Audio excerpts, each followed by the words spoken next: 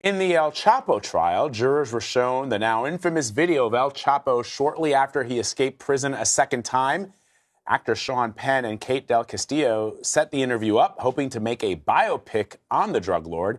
Here's a piece of what that jury saw. ¿Cree que es un fuerte impacto? Para nada. Para nada. ¿Por qué? Porque, pues, no, el narcotráfico no depende de una persona, sino que depende de muchísimas personas. So it was the first time the jury heard directly from El Chapo. Former cartel member Jorge Cifuentes testified about the second time El Chapo escaped prison, including how he celebrated by chartering a plane to the top of a mountain. That's how I celebrate lots of things. Joining us now is attorney Paul Batista. Hey, Paul. So now we get to watch a bit of this video, which I think some people have seen before. But why was it important for the jury to watch it?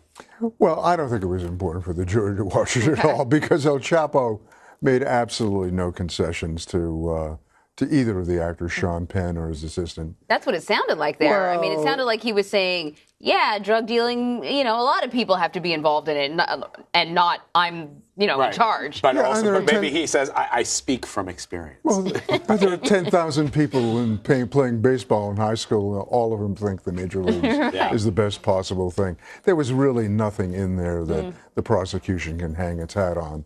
And Sean Penn's role in this is kind of fascinating. Sean Penn not only is an actor, as we know, and a director, but he also has a lot of humanitarian functions around the world, dealing with notorious people like El Chapo. And he's actually done, depending on your perspective, quite a lot of good, and has a lot of influence. Interesting. So the jury also heard from more cartel members, and I guess they called the system, the cartel system, a free-for-all. What do you make of that? Well, I make from that the fact that the people who will participate in the system will move to whoever they think the leader is. The leader this week, maybe the leader next week.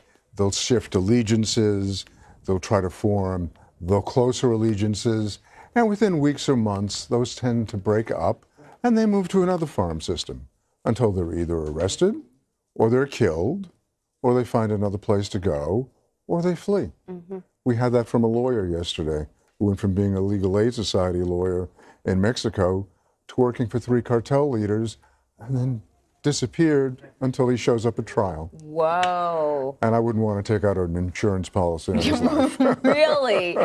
We talked a bit about that train, and when we talked about the train, I thought, how do you get a train load of cocaine up and down from Mexico to the U.S.? You got to cross the border. These train tracks are owned by companies. But, you have to wonder what role the government here played in allowing him, or not allowing him, but whether or not there was any assistance in whether it was directly or indirectly, on purpose or not.